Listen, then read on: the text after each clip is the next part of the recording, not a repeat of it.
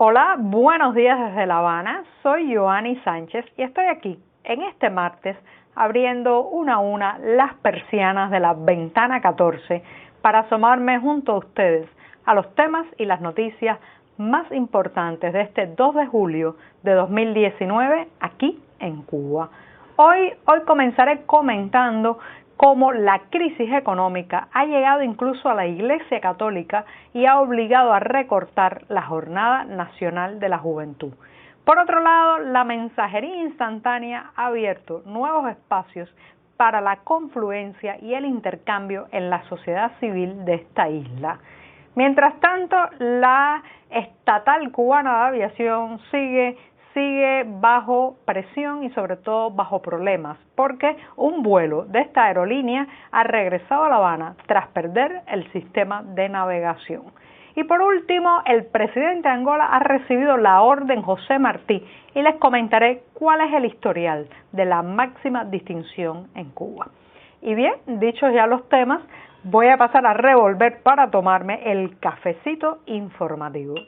Ese que de lunes a viernes comparto junto a ustedes y que está recién colado, breve, un poco amargo, como ya saben que me gusta a mí, pero siempre necesario.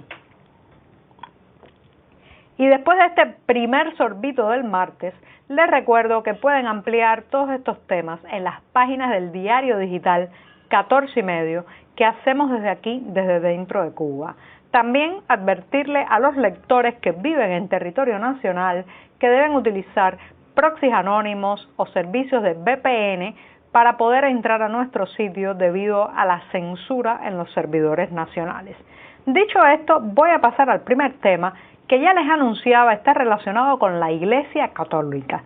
Normalmente, de manera tradicional, en el verano, pues la Iglesia organiza una serie de actividades y en este 2019 correspondía a la Jornada Nacional de la Juventud que iba a congregar a jóvenes de todo el país, jóvenes católicos que a lo largo de la isla pues se iban a congregar finalmente en el Santuario del Cobre en la provincia de Santiago de Cuba y allí iban a tener unas jornadas de reflexión, intercambio, confluencia, pero lamentablemente la crisis económica ha obligado a la Iglesia Católica a recortar ese plan y ayer salió publicada una carta firmada por el Monseñor Dionisio García, casualmente arzobispo de Santiago de Cuba, donde advierte que en los últimos meses, y ya estoy citando, las condiciones económicas han cambiado sustancialmente y han afectado de una manera u otra muchos ámbitos de la vida nacional. Lo cierto es que esto ha creado incertidumbre y preocupación, dice Dionisio García, y la subida de precios, la escasez de muchos artículos, la limitación de servicios y principalmente los problemas de transporte que todos estamos sufriendo a lo largo de la isla hacen que esta jornada sea prácticamente irrealizable, puntualiza el sacerdote. De manera que,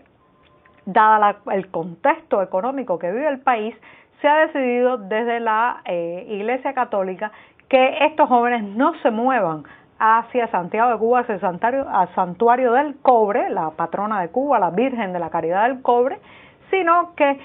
hagan en sus respectivas parroquias las actividades que quizás hubieran podido realizar en conjunto en esa provincia. De manera que la crisis, la carestía, los problemas económicos tocan a la Iglesia, a esa entidad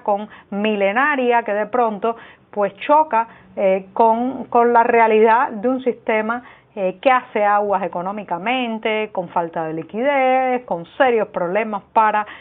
sostener o mantener o satisfacer la demanda interna. Así que esta situación puede llegar incluso a extenderse a otros ámbitos de la vida, pero lo cierto es que ya ha tocado el ámbito religioso y obligado a los católicos a recortar, reducir, limitar, incluso cancelar actividades y programas que tenían pensados desde hace algún tiempo.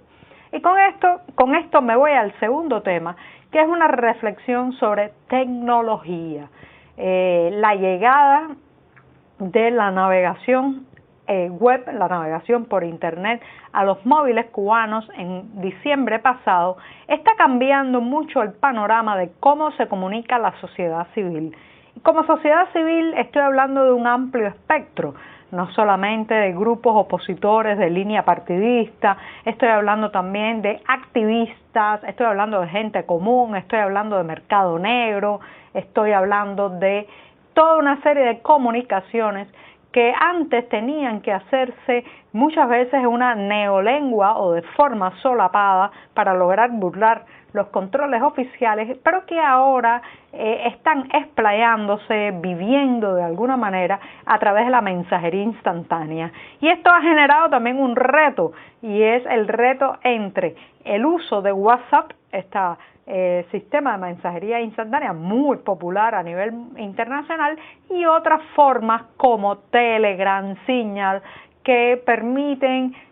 quizás para el usuario una mayor garantía de seguridad o al menos más prestaciones. Lo que está ocurriendo es que todo ese diálogo, toda esa conversación que no se puede tener en el mundo real, porque ya sabemos que el derecho a la asociación y a la libre expresión está bastante limitado en Cuba, pues todo ese diálogo se está dando a nivel de mensajería instantánea. Y es muy interesante lo que está pasando, un fenómeno muy rico, porque lo mismo se están vendiendo productos a través de Telegram y WhatsApp, comprando o intercambiando casas a través de permutas, que hablando de activismo, derechos humanos, política y cuestionamiento a pues las decisiones de la alta jerarquía, las autoridades cubanas. Así que si usted quiere zambullirse en la realidad cubana actual, no puede dejar de la mano la mensajería instantánea. Allí probablemente se está dando una Cuba sin mordaza, una Cuba mucho más intrépida, una Cuba mucho más valiente, una Cuba mucho más real. Y bien, dicho esto, voy a pasar al tercer tema, que tiene que ver con Cubana de Aviación, nuestra aerolínea estatal, un monopolio que lamentablemente está viviendo momentos de crisis. Les recuerdo que el 18 de mayo de 2018 un avión regentado por Cubana de Aviación, aunque alquilado a una empresa mexicana, se precipitó en tierra cerca del aeropuerto José Martí de La Habana y murieron 112 personas. Solo hubo una sobreviviente con graves daños para su salud. Pues bien, el Cubana de Aviación no ha logrado recuperar el ritmo. Hay una frase popular un poco humorística que dice: Cubana, si no sale hoy, sale mañana, que retrata de alguna manera la impuntualidad, la falta de seriedad, la inconstancia y la inestabilidad de esta aerolínea estatal, que en los últimos meses ha tenido que enviar a muchos de sus pasajeros a través del sistema de ómnibus o de trenes, porque no puede garantizar el traslado a través de los aires. Pues bien, lo último que hemos sabido es que esta vieja flota de aviones ha tenido un nuevo revés, y este lunes el vuelo de Cubana de Aviación con los números 1460 ha tenido que regresar al Aeropuerto Internacional José Martí de La Habana tras perder los sistemas de navegación en un vuelo que afortunadamente no llevaba pasajeros, porque era un vuelo destinado a trasladar esta nave a ser reparada en Canadá. Bueno, en Canadá iba a ser una escala técnica, de ahí iba a Rusia, donde finalmente se supone que iba a recibir algún tipo de mantenimiento. Lo cierto es que alrededor de las 15 horas después, antes de haber cruzado o durante el territorio, la costa de Estados Unidos, la nave perdió el sistema de navegación y la tripulación tuvo que ser dirigida desde el Centro de Control de Tráfico Aéreo de Miami para poder regresar al aeropuerto de Varadero. Es muy interesante porque esta es una información que ha sido dada por sitios extranjeros, sitios sobre todo que se dedican al monitoreo de aviones, pero no se ha dicho una sola palabra en la prensa oficial. La aerolínea cubana va en picada, va en retroceso, tiene muchos problemas técnicos, pues se estima que esta flota está compuesta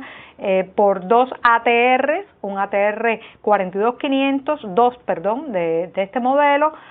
uno de 72200 y también pues un Il-96, pero el resto son naves arrendadas. También hay 6 aviones ucranianos de la marca Antonov, pero esos llevan mucho tiempo en tierra y no pueden operar por numerosos problemas técnicos. Y dicho esto, me estoy despidiendo rápidamente con el hecho de que el presidente de Angola, que como les contaba en el programa anterior, llegó a Cuba el domingo pasado. Estamos hablando de Joao Manuel González Lorenzo, el sustituto o la persona que llegó al poder después de José Eduardo dos Santos, un gran amigo y camarada de Cuba. Ha recibido en La Habana de manos de Raúl Castro la Orden José Martí, la más alta distinción que entrega oficialmente este país. Pero ¿es la distinción José Martí una medalla o un regalo que está limpio en su pasado, que tiene un historial impoluto? Para nada. Recuerden que esta es una orden que se le entregó a Leonid Ilich Brezhnev, a Nicolás Ceausescu, a Todor Zhivkov, también a János Kadar, a Mengistu Haile Mariam, a Robert Mugabe, el impresentable dictador africano, y a Jens Sarin, además de Erich Honecker, el alemán. Así que es una distinción bastante enlodada por las conveniencias políticas y por haber terminado en la solapa de muchísimos impresentables, muchísimos dictadores y muchísimas figuras que no se merecen tener colgado en su historial el nombre de José Martí. Y bien, con esto me despido. Hasta mañana.